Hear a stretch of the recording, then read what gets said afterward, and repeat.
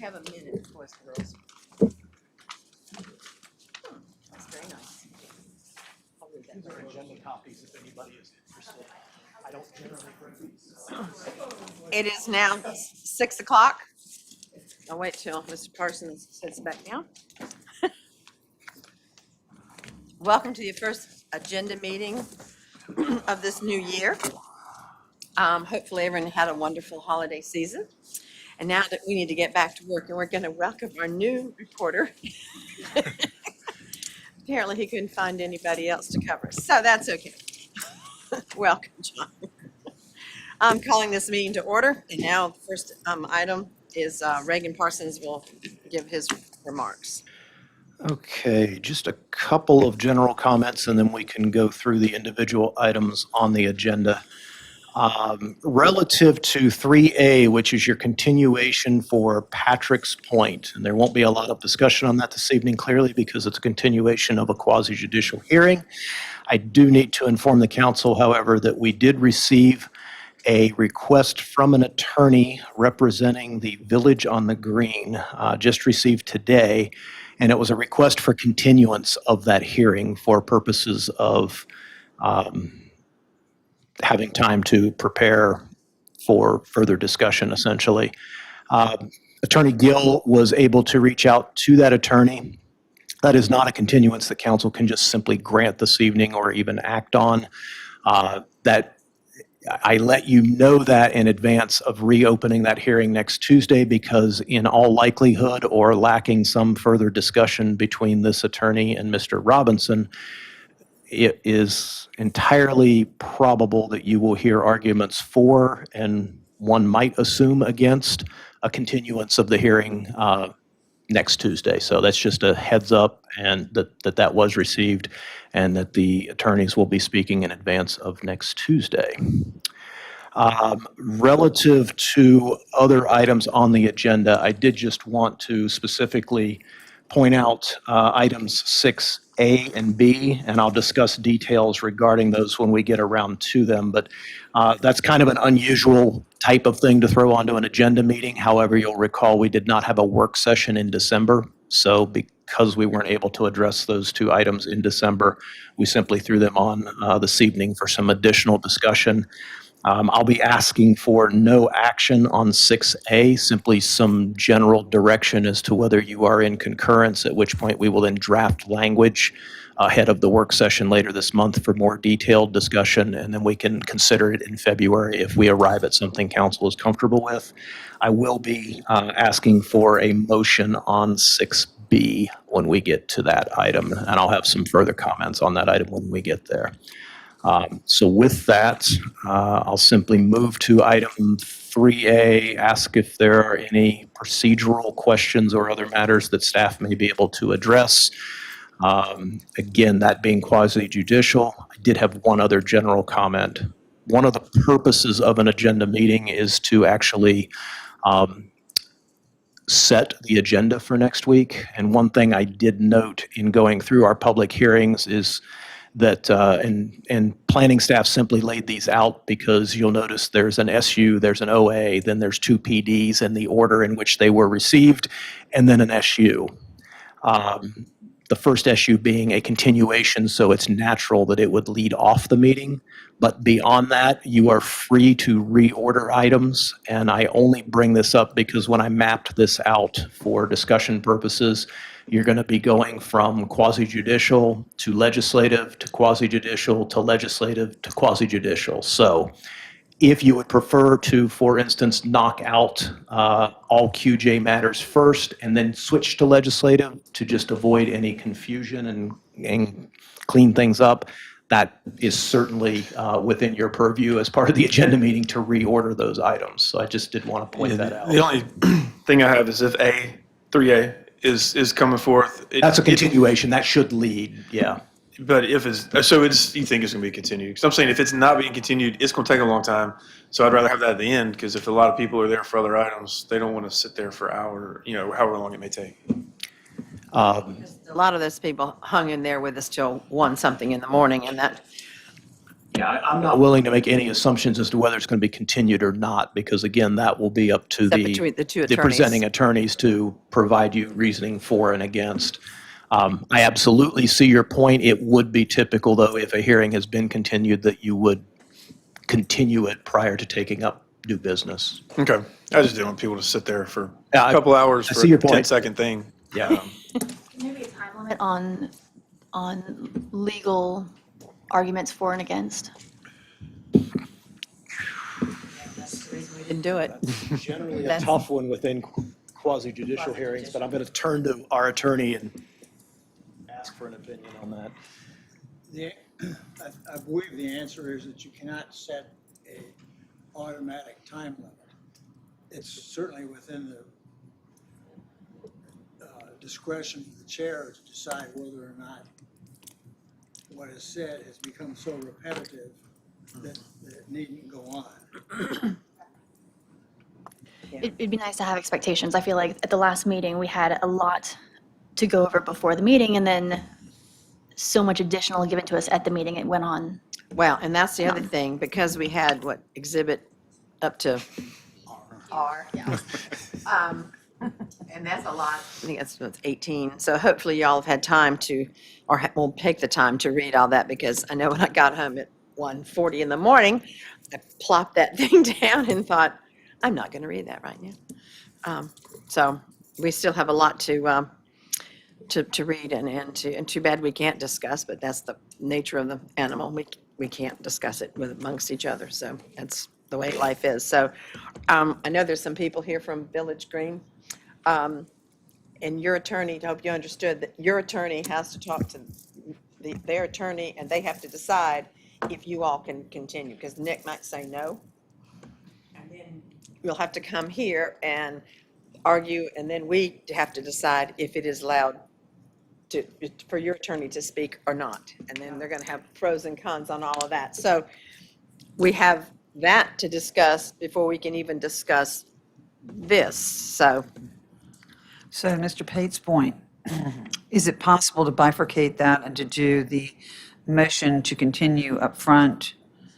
And if it is not continued, then to move it back to the bottom of the agenda? That would-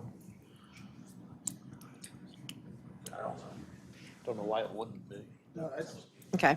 within your authority to do that. Okay, I just think that- let's do that for anticipated motions to continue as a first item, so we don't leave a room full of people sitting there waiting until 1 o'clock in the morning to hear whether or not it's I continued. will offer, only because you use the example of something that's going to take 10 seconds. I don't know that there's a matter here that is a 10-second matter, but. Right. It's the Pledge of Allegiance is 10 Consent seconds, agenda. but that's about it. Public hearings, but yeah.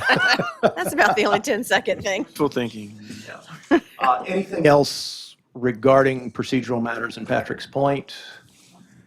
If not, at least currently, the second item on this agenda is the staff-initiated text amendments to the UDO. Again, planning staff will have a full presentation on those amendments next week. This is, however, a legislative matter. So if in reviewing your packet, you already have a question this evening or something you would like BJ to address, he is prepared to do so. BJ, I'm interested in the, on the, where you're anticipating changing the penalty from a criminal penalty to a $50 a day penalty for someone who breaches a zoning regulation.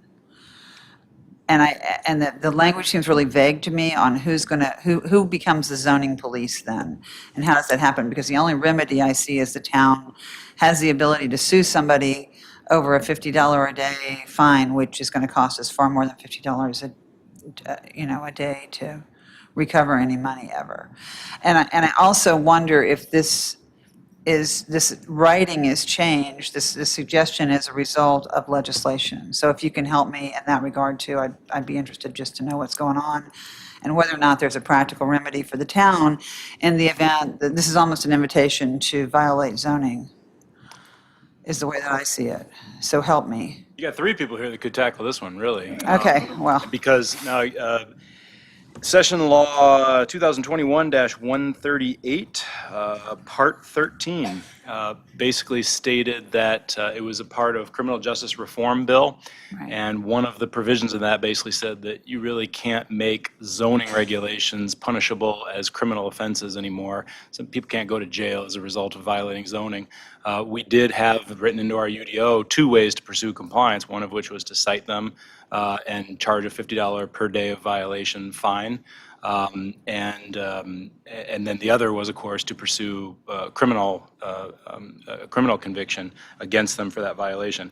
The second of those 2 has been taken away, so now we're by the state legislature. So now we've gone through the UDO and simply stricken a few places where it says punishable by a $50 fine or up to such and such days in jail.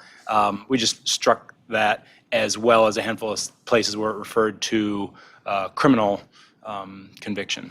So it's basically just making it so. Now, to your second part of your question, which is what is the effect of that? The effect is occurring statewide, of course, and in my time, certainly in my time here, we've never pursued a criminal conviction for a violation of zoning. It does happen from time to time when you have really egregious situations where people are just ignoring it repeatedly over and over and over.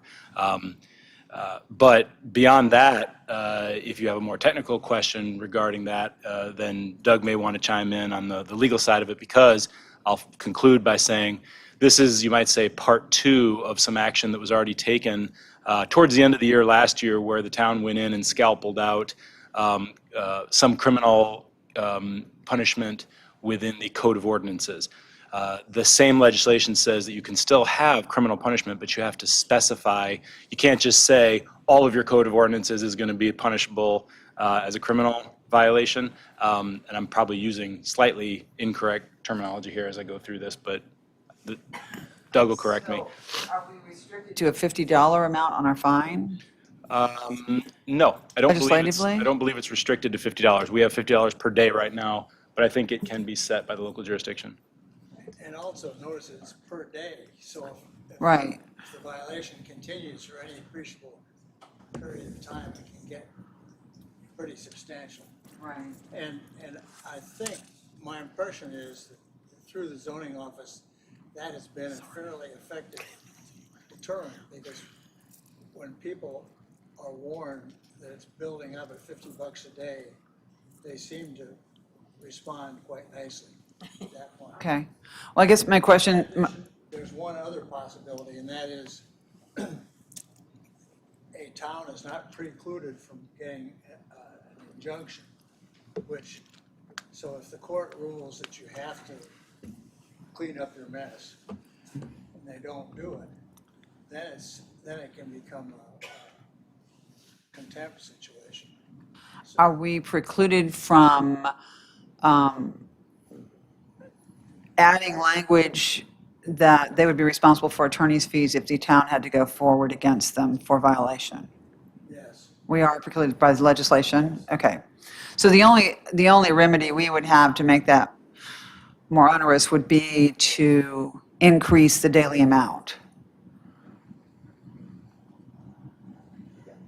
And I understand what you're saying about the compounded days. My impression is, as a practical matter, this doesn't change a darn thing. Because It's always good to hear. people never, as a practical matter, never were pursued in criminal court. Right. Uh, Right, so it would, DAs won't touch it. right, it would be a civil undertaking, but it would be a civil undertaking at the expense of the town to have representation to pursue someone who violated the zoning. And so I would like for the town to be protected, and I wondered if you could put in that the person who was violating was not only responsible for the $50 a day, but also for any attorney's fees resulting. No, So you can't do that, okay. that has to be specifically authorized by state law to get attorney's fees. Okay, all right, thank you. Anything else? Now I'm good. I have a question. I should say it's not as expensive as you It's okay. might imagine. Okay. Taylor, sorry. It's more of a request from BG, I think. When we talk about the height change, if we can have, if the meeting in 2015 was recorded, or there are minutes that show when the change was initially done, what was the purpose of the change, and if it actually meant, if it should have been taking out, the stories taken out at that time, or if it was a change because somebody wanted taller ceilings. I'd like to know why it was initially changed, how the height's measured, and potential ramifications of the change. Like, I mean, if there's something, what comes to mind is an apartment complex, not that's happening now, but if it's coming in the future and suddenly it becomes a bigger development than we could have now. You want to tell them why we had that in the first place, the 3-story, way back when? Well, a lot of those height restrictions started, and it turns out Chief Cameron's with us here this evening, but actually began around the concept of firefighting, and that was before ladder trucks and sprinkler systems and commercial requirements to install sprinkler systems in certain types of buildings and certain types of uses. So that was the origin of a lot of those heights, which has really more to do with the exterior height of a building than what's going on inside the building. And again, BJ will have all of this as part of his presentation next week. And I know he's got some pictures in that presentation relative to the request currently before the council does not change in any way the exterior structure maximum height. 45 is 45 is 45, and that 45 is actually measured to the interior ceiling. And again, he'll have some good presentations relative to that next week. So this instead has to just do with, currently the language reads 45 feet or 3 stories, or it specifically mentions 3 stories. And I'd had a brief conversation with Councilwoman Clement. I do recall 35 feet changing to 45 feet, and it was, at the time, my recollection, it was about the exterior of the structure. So I do generally feel like the retainage of the 3-story language was almost just an oversight, because it's not typical that a 3-story building is going to reach 45 feet. There are examples of that, and BJ and I have talked about some of that. But I don't know that the 3-story limitation was a conscious decision as much as it may have been just a remnant of what the code previously read. But yeah, we can go back through and see if there was anything in the minutes or specifically that Safety issue. generated that. And again, BJ will have some commentary next week regarding the planning board discussion that took place and some of the impact that additional floors can have within that 45 feet. And there are some considerations there. I mean, if it were apartment complexes, talk about capacity being increased, you add for the 4th floor, it totally changes. I mean, I know that what's happening and on the agenda now, which we're not discussing, is already on the agenda, so that's gone. That's done. I'm just thinking down the road when things Yeah, come in. what you're going to find, be it an apartment complex, be it an office building, and it's a lot of what the planning board discussed, is my understanding, is a lot of that will be controlled by your requirements relative to the site, i.e. if it's an office complex, might be a better example than an apartment complex. Parking But issues. if you're adding an additional floor of offices within the building, and assuming all other things are equal, i.e. they're all, I don't know, dental offices or lawyers' offices, you are adding additional parking spaces that are required on the site. You are adding, other things out of the code, all of which would have to be dealt with if they wanted to do that 4th story of use within the envelope of the building. But those are, additional considerations of what's going on inside the building that the code does address through other means. But that's part of the discussion. It's part of the reason it's a legislative decision. And we'll get a full presentation next week. And BJ, if I missed anything or misstated anything in that, by all means, feel free to chime in. Nope, I wrote down, Taylor, you would like me to make sure to touch on a little bit more about the 2015 story, the legislative intent on the change, how building heights are measured, and then a couple of the consequences of adding floors. Those are the 3 things, and I will make sure that if those weren't going to be in my presentation, I'll make sure they are. Yep. Curiosity, is it the extent to which additional floors would require elevators, and then proximity and issues of COVID? I mean, any of these issues a part of that? Well, again, I'm glad Chief Cameron is with me, but in many ways, the elevator issue is addressed through state building code. At a third floor, oftentimes you're going to trigger that whether there's 3, 4, or 27 floors. Not always. There are some multifamily 3-story buildings out there that do not have elevators. Again, that's the multifamily, less so than office uses and things. But You have something, yeah. Please join us, Chief. The building code as well as ADA handles those things automatically, which is obviously directed all over the state. The original intent and why the town of Southern Pines was at 35 feet is because the law statewide used to dictate your tallest building exterior height could only go as high as the height of the tallest fire department ladder, which guess what? Was 35 feet at the time. Obviously, that is not an issue. That law is no longer in place anymore. So what has made those changes from a safety standpoint, which is what obviously we're always concerned about, is the fact when we start building buildings that are taller, have higher occupancy, a multitude of things, we're going to look at things like sprinkler systems, fire alarm systems, access to fire department. So we're encompassing, we're taking the care of those things, obviously, no matter what limitations you guys put on that. So all of the safety aspects will be addressed one way or the other. But that's kind of a little bit of the history of why we were at 35 feet. And it is, obviously, the fire department is not the one that holds that up now, where it says, hey, you can't go above 35 feet because of. Thought that was only as high as you could get those buckets up, you know? Yeah, the buckets are heavy too when they're full of water. a very valid point because, and it's the law of there are pros and cons with everything.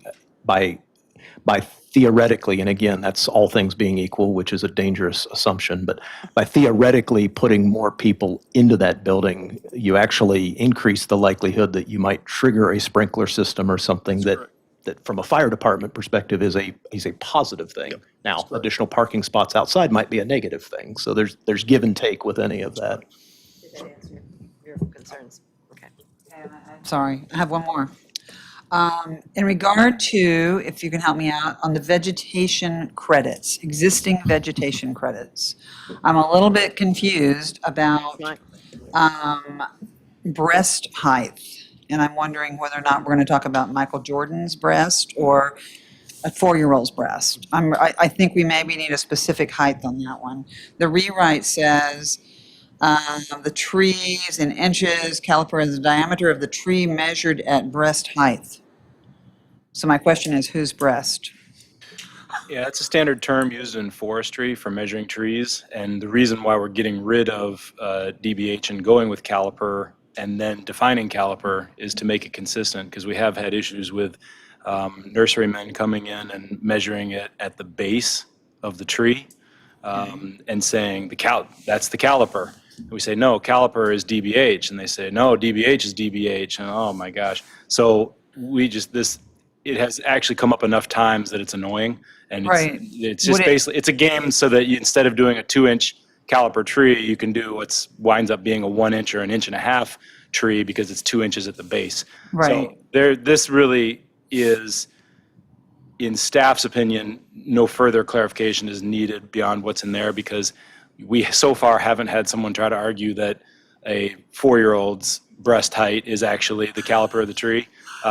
Now, it wouldn't surprise me if somebody tried. Yeah, I was sort of anticipating that argument, but so I I wonder why would we say don't that just do it. if you were to define a height above ground level that constitutes breast height in the town of Southern Pines, that would also be highly abnormal, because it's such a standard term used in forestry and in horticulture that simply clarifying that the caliper is the DBH is adequate. And Susie Russell in our office has a background in horticulture, and she advises us on a lot of this stuff and really helps us with the terminology a lot. And she is very comfortable with this. I worked with her. We worked on this together because it just comes up from time to time. I will say this is not a weekly thing we deal with. It's 3 times a year somebody plants something and we go, come on, that's supposed to be a 2-inch, and it's just the spindliest thing you've ever seen.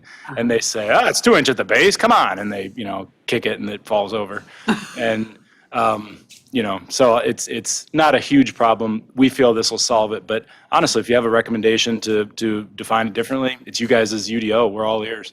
So it's not your height, it's, or your wife's height, right? It's pretty much whoever's planting the tree, put your arms up. Which is, I see a crew of 4-year-olds out I there would- planting trees, right? So I anticipate a problem here. I wondered if it made sense to, you include that, but also say that, give an actual measurement as far as what you consider to be breast height. I would want to verify this with Susie. It sounds to me like the term is understood as something amongst the forestry community that is different than what we all think of when we hear that term. And my concern with setting a specific height, for instance, is that depending on the species, that may or may not apply with a particularly, because our species list for acceptable trees is 1.5 miles long. Right, I understand I don't that. know that And that we would could be- agree on what height would be the proper place to measure it just by putting a number on it, because it may, I guess what I'm getting at is, to a forester, the breast height might depend upon the species of the tree versus a number being attached to it. Just really not looking forward to a 1 o'clock in the morning. Conversation around that. Evidence on breast height. Right. Your concern is noted here. What I'll do is I'll Google sleuth it a little bit and see and follow up with Susie. And if we have a coherent response to your question, we'll provide it. If not, if, let's say, for example, we Google sleuth it and we find out that it's not uncommon to say breast height is 5.5 feet, something, whatever, then sure. All right, Michael Jordan, yeah. Okay, Or BJ. For me, isn't it? You think? all right, thank you, PJ. Just don't use your wife, because it's, Yeah. you're gonna be like this.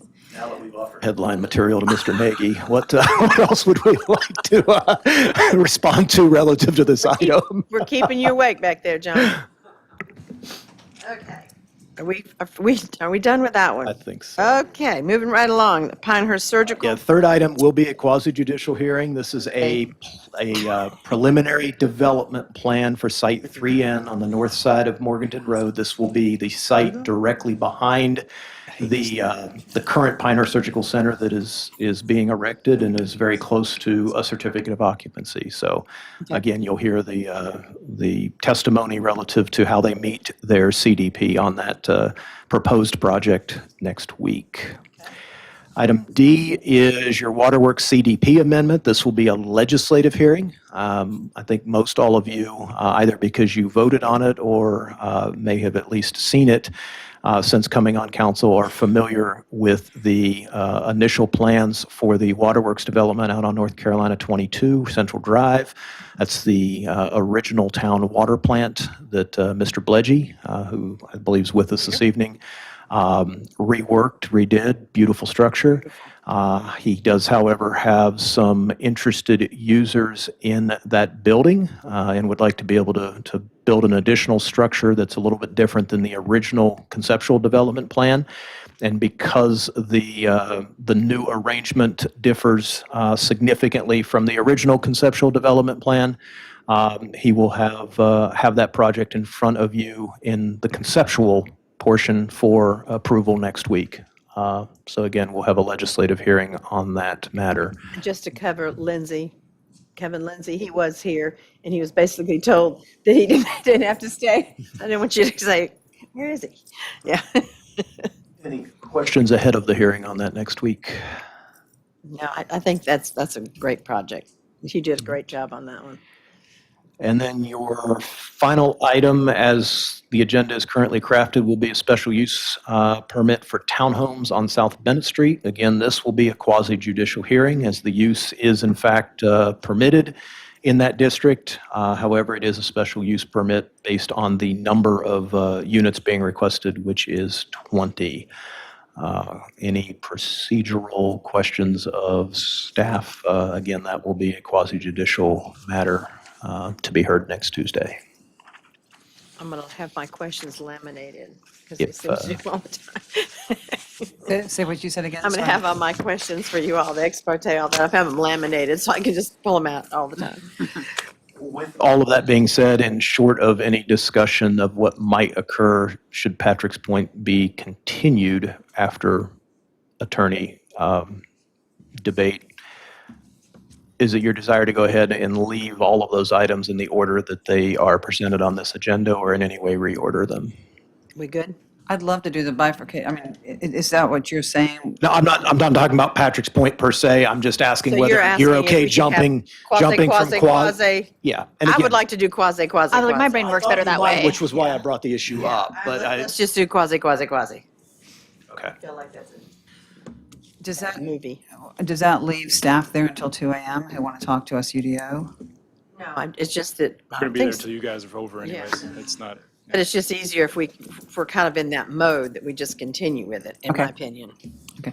And can we bifurcate the Patrick's, well, I mean, it'll be first, so it doesn't matter. It's first. Okay. That's just a matter of if Because you it's a decide to continuance. continue it and you all decide you'd like to wait and hear further argument until you dispose of these other items, you would simply motion to continue it to, at that point, it'll be Tomorrow in item the morning, item so F on the agenda. No, I'm So sorry, our time limit on the continuation, I know that we have a certain amount of time. Once it's brought to us, we have to make a decision at some point. We have a number of days. A decision has to be rendered within a reasonable time. Okay, all right, I just didn't want to, yeah, Yeah. no, Be up against the wire. very valid question. Okay. So PD 1021 will become item B. SU 0321 will become item C. That will run you through your quasi judicial items. And then we will make OA 221 item D. And then the Waterworks will become item E. Okay.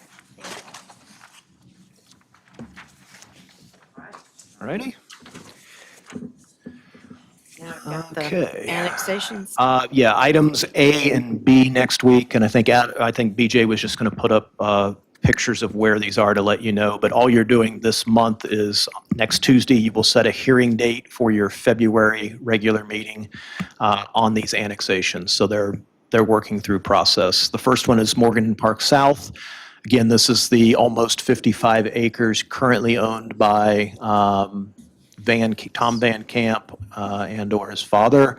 I believe there's actually two parcels in there, and one is under one name and one is under the other. But this is all currently Van Camp land, and it represents the, for the most part, the balance of non-incorporated land on the south side.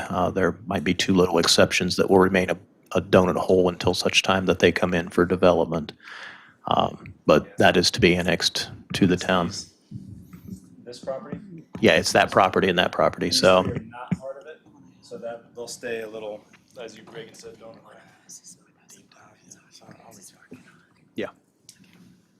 So, And then the second one, and I had discussed this at our last meeting, because you may recall we adopted a please have the clerk investigate these, and that's why it brought us up to this setting the hearing date conversation. These are the 4 lots along NC 22 or 5 lots, I'm sorry, that front the Blue Farm.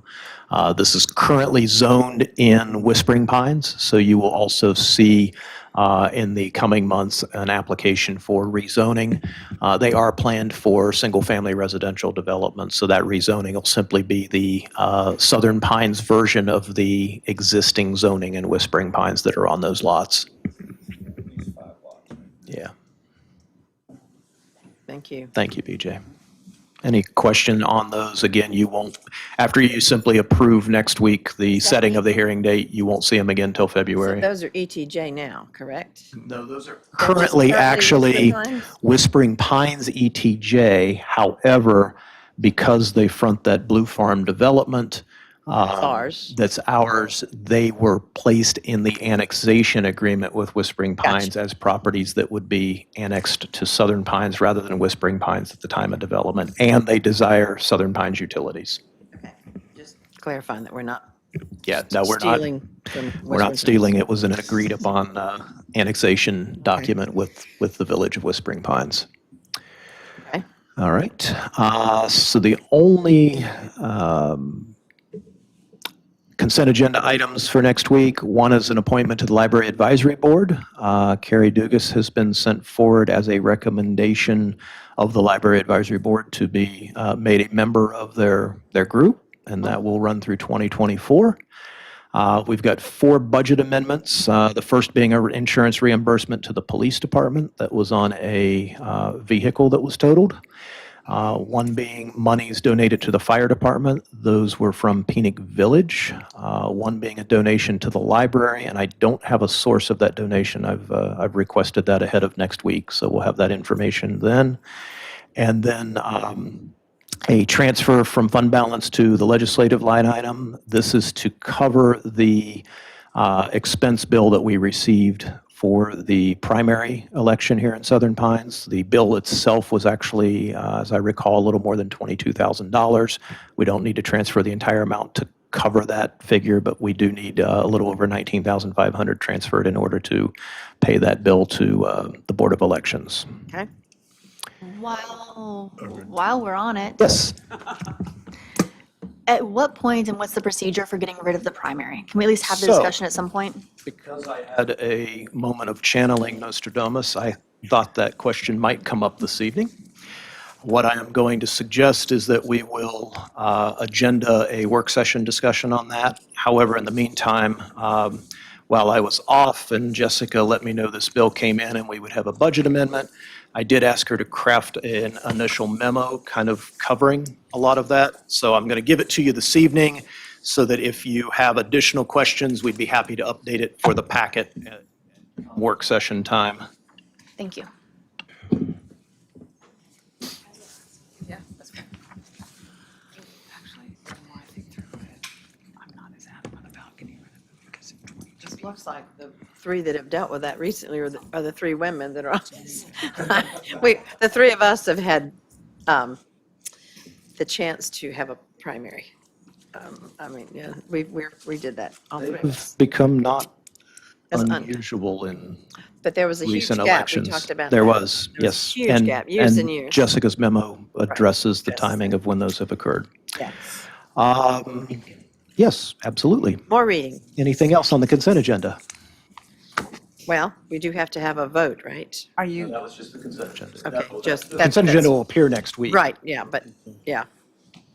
are you gonna, are you considering FFCRA? Well, that's under the next section, Right, so, okay. yeah. All right, Yeah. good. So under the updates and discussion, and again, these are typically work session items. However, one of them has a little bit of time-sensitive nature to it. Right. Membership qualifications.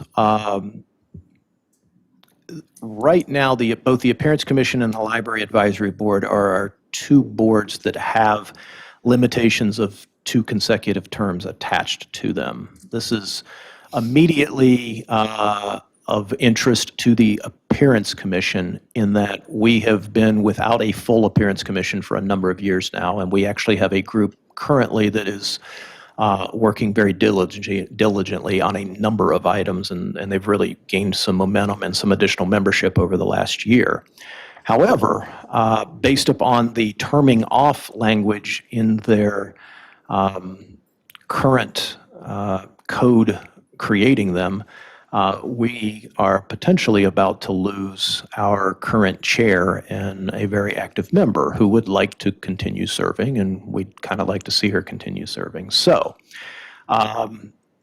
once that had come up and it went out to the entire sort of initial packet goes out of items goes out to directors, Amanda Brown with our library said, whoa, I've got a similar type of growing issue with the Library Advisory Board, which fortunately does not or has not had an issue of lacking for members, but she has seen some very good members go in recent years based on the terming off. So she asked for similar consideration of a waiver of the 2-term requirement. What I will offer this evening is if council is generally in concurrence with at least considering a removal of those items. I should go back and say, and she wrote a very good memo on it that you all have in your packet. The Library Advisory Board also lacks much of the code language that all of our other boards and commissions has. So Amanda in general has asked that we at least codify some of the Library Advisory Board stuff because there's some gray area in it. So whether or not we get rid of the 2 consecutive term requirement, I would like to be able to bring forward some language that does at least codify some of the Library Advisory Board stuff. But if council is generally in consensus with considering a waiver of those term limits and considering code language around the Library Advisory Board, my recommendation is going to be that staff draft that, bring it to the work session later this month. If we are all in some sort of general agreements with moving forward, then we can consider adoption in February. In the meantime, if you are generally okay with the Appearance Commission waiver, I will let the members of that commission know, because they have got annual election of their chair and positions coming up this month, because it is January. And I think a number of them would like to consider their current chair for a position. But if she's going to be going off in October, that might change that general feeling. I think Really- she needs to stay. Definitely in favor of it, because I just want to make sure in the future we don't inadvertently freeze, like very interested, wanting to serve people Yeah. out of these roles. Not at all the case now. May never be the case, but because these commissions, they don't come before us, so we don't really see every day what's happening there. So Yeah. if there's somebody who over time sort of has an ear to the ground that just knows, has it been the same 5 people for 20 years and there's people that want to serve? I just want to avoid that, but other than that, they're probably. Legitimate. We just got this one sort of full. It has been, That's a very legitimate concern. I will offer that the town always receives application for boards and commissions on a rolling basis. So at any time, somebody can come in that has an interest in serving, and we always send those out to you as they are received. So you will know, or future councils will know, whether you've got kind of a backlog of interested candidates. And ultimately, you have that appointing authority. So the only way that a group might remain in place for 20 years would be that no one has expressed interest, or you've had a series of councils that had no interest in seeing a change on those boards, type of thing. But there are some built-in sort of that won't happen without you being aware that's occurring. Then, yeah, I think- essentially. usually we're recruiting. Yeah. Well, exactly. I mean, that's Exactly. what I've done for years on that one, and picked up 2 during the election for the Historic Commission. You'll see those items come back around at work session later this month. And then finally, on the Ffcra voluntary extension, you will recall this was the federal program that provided paid leave to individuals, employees being affected in one form or fashion by COVID. We honestly, at the last time we had you extend this, it was through the end of 2021. If you had asked me in November, is that going to be necessary? We hadn't used it in so long, I would have said, nah, it's going to expire, forget it. Then the Omicron variant news started. So Bruce worked with Jessica to draft up this request. He has suggested at least through March 31st. Honestly, it wouldn't, if you don't want to be having the same conversation come March or April, if you just did it through the end of the fiscal year, it's really kind of no harm, no foul. Again, if individuals have utilized this and already exhausted it, they are not eligible for additional. This is really just if somebody hasn't and they do get COVID, or a family member does that would otherwise qualify for them, it simply provides them the same benefit of somebody that may have suffered through this in July of 2019 Seems like we should just do it. now. Just- I will say that this was a pretty good catch by Bruce to get this request in, because just in the last 3 days, clearly without any names or details, we have had at least 5 individuals that have tested positive, family member has tested positive, and they're awaiting results, all of those types of things just in a 3-day period. A couple cases non-symptomatic and they're able to work from home, but we have positions that can't work from home. So this could be of immediate use if council's okay with going ahead and extending the benefit. I think we should do it through the end of the fiscal year. I would love for you to explain the last paragraph to me that I've read 4 times, and I'm vastly confused. It may just be my rookie status. Okay. But as a reminder, this program is a continuation of the Ffcra and means that employees who have already exhausted or partially exhausted their eligible emergency paid sick leave will not receive any additional pay under the program. Right.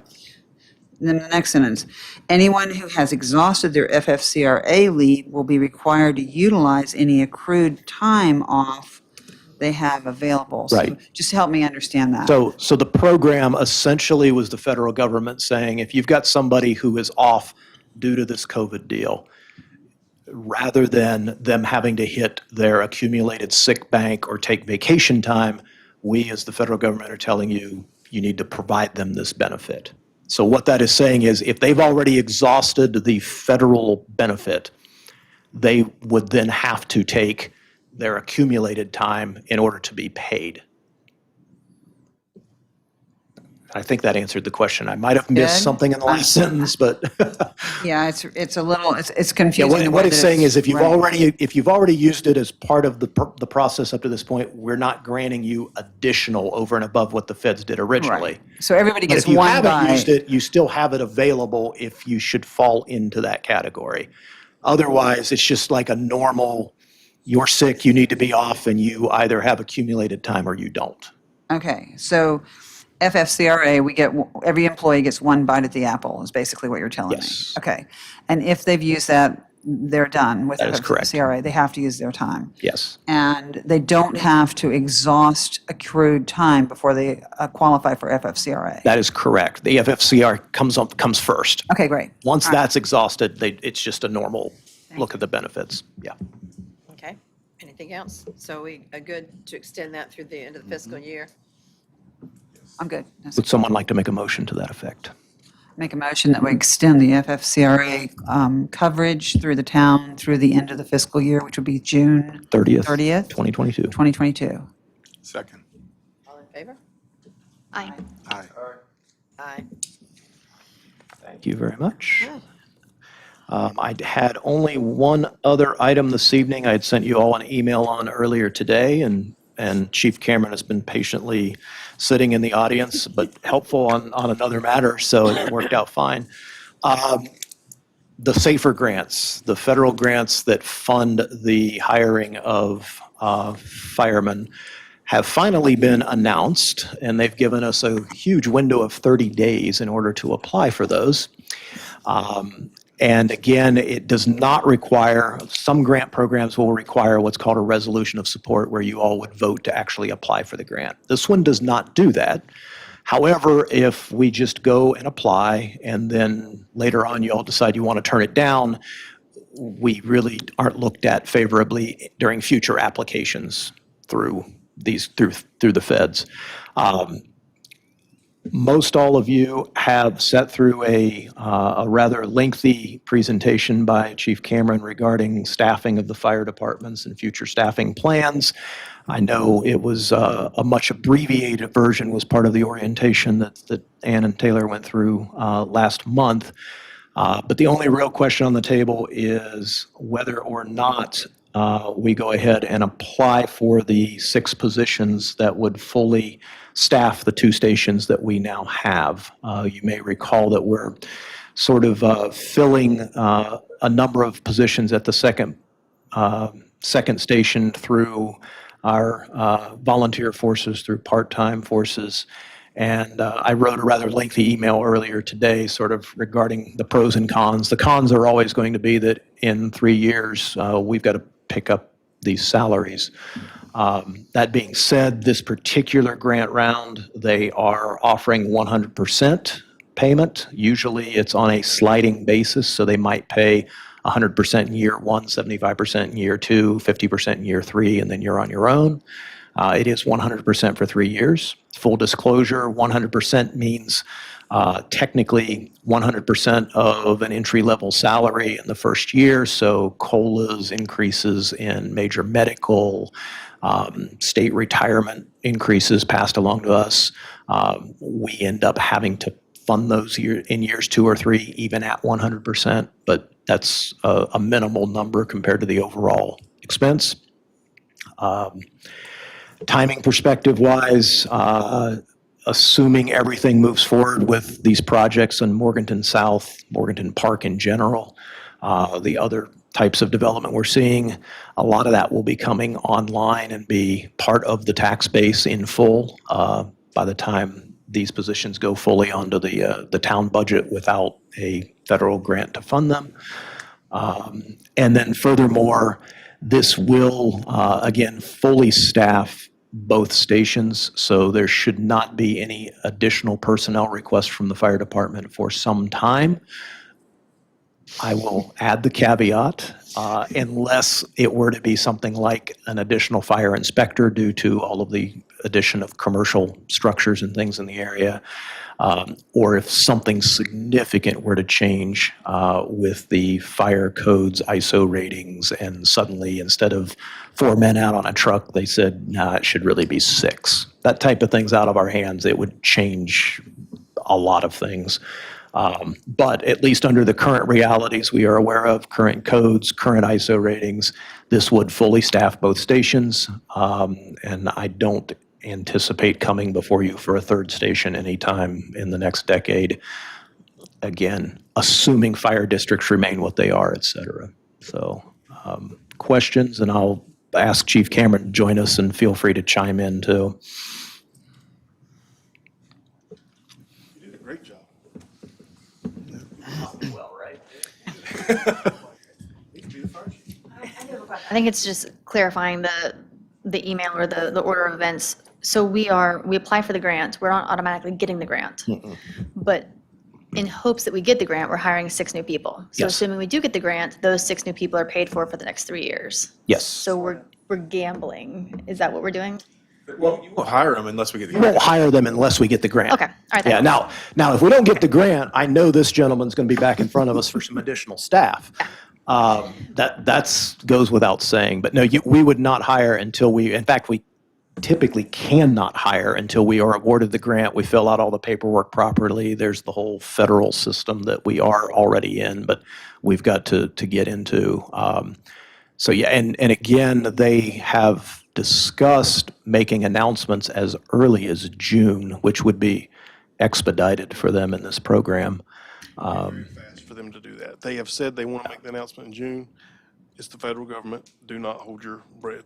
Don't come to me in June. If you haven't heard from me in June, Typically, we would be having this conversation in October when they generally release the rules for the year. So they've been that delayed just in getting this information out. And to clarify, in 3 years, we're going to need the 6 additional people anyway. So if we hire them, we needed them anyway. yeah. And we just and got extra time. I will tell you, and you will be seeing this, we're finishing up our annual report, our year-end report as we speak. Just so you know, we've had a 28% call volume increase in the last year. Not every day, but I'll give you an example. Monday, we ran 17 calls Monday. We're busy.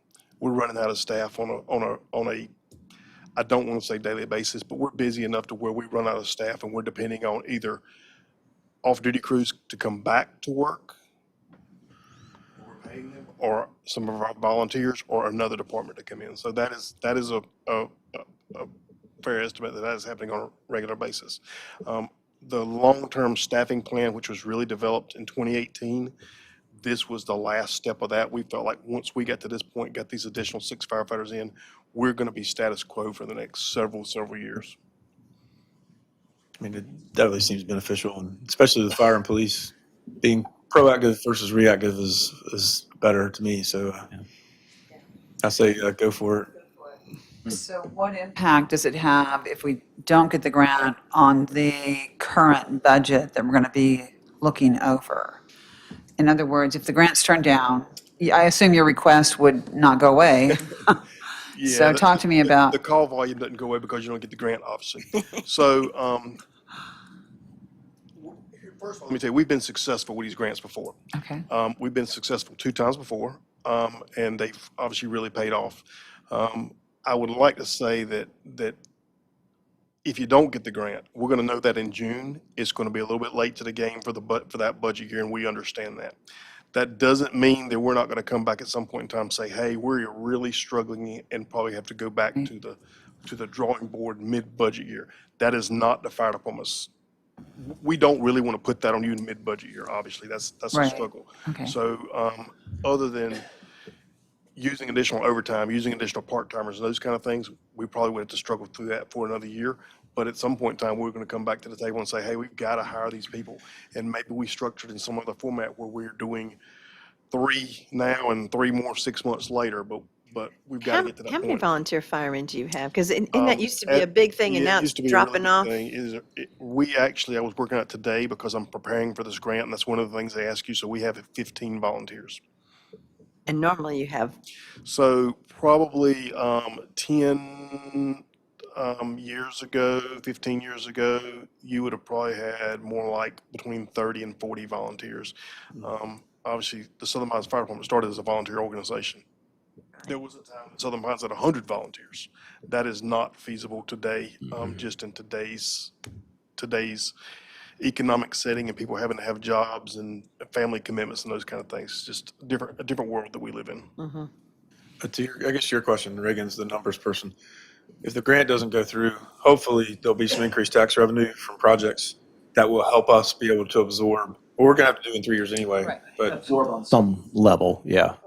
And we would be having a discussion around whether there was a way to ramp them in maybe 2 a year or something. It's not ideal, but that would be one approach. And, if we don't get it this round, there's no reason to believe there won't be a round again next year. Now, it may not be 100%, 100%, 100%, but, these things tend to occur, if not annually, at least every other year, the opportunities, so. what's the current environment for hiring new fire employees? Because I know, like with the police, they sometimes have trouble hiring. We do have difficulty hiring. We are very dependent on, San Jose Community College has a fire academy, and we're very dependent on that. Lee County or the community college, Central Carolina Community College has a fire academy. We're very dependent on some of the fire academies around us.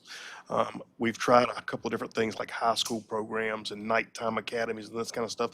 We've not been very successful with those because obviously we're just like any other industry. We don't hire people unless they're qualified and certified in certain areas. But we struggle with that. 10 years ago, we would have one position open. We'd get 75 to 100 applications for one position. Today, we can have one position open and we will get 10 applicants and we might have Maybe two or three two or being. three that are qualified. Is it even realistic saying, oh, we're gonna get 6 and fill them all? Let me tell you, here's how we promote that a little bit different when you hire 6 at one time.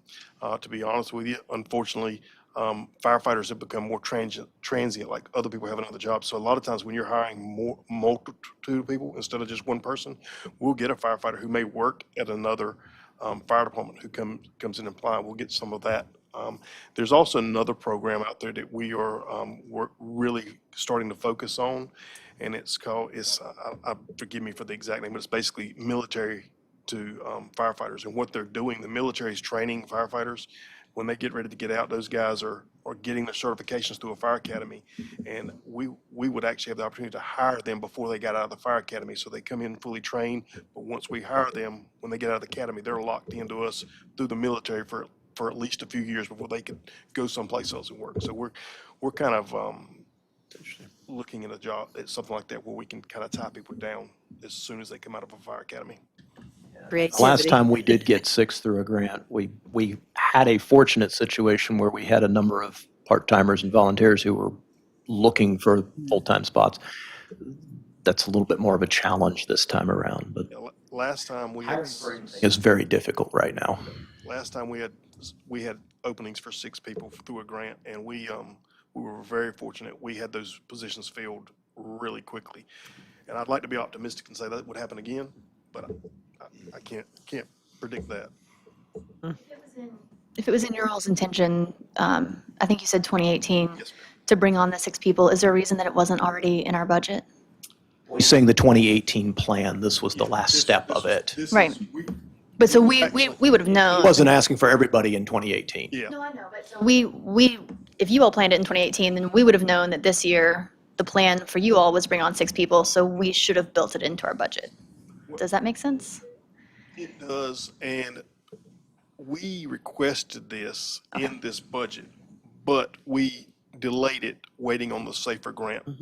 Is how we did that. Yeah, we just came out of a grant, was that 2018, We go out- 2017 or Yeah, 18? we go out of it this month. Yeah, so we're just coming out of the last grant we received when we hired 6, so this was actually part of that So it's not total plan. coincidence, it's, you knew this It- was. okay. Right. It's, the stars are actually aligned, actually the way we predicted them to in Okay. 2018, so.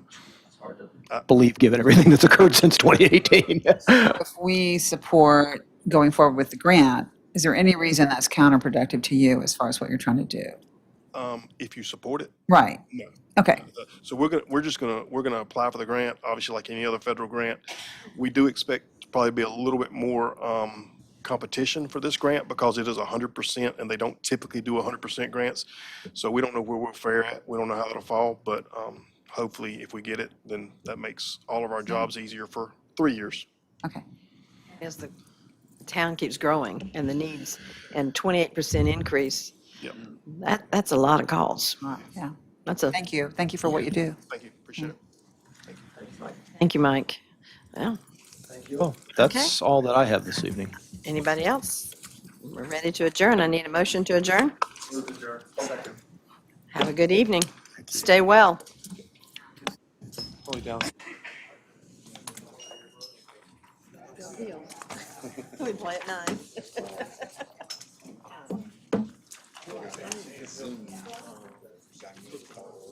That's right. As we were starting. Oh, yeah, no.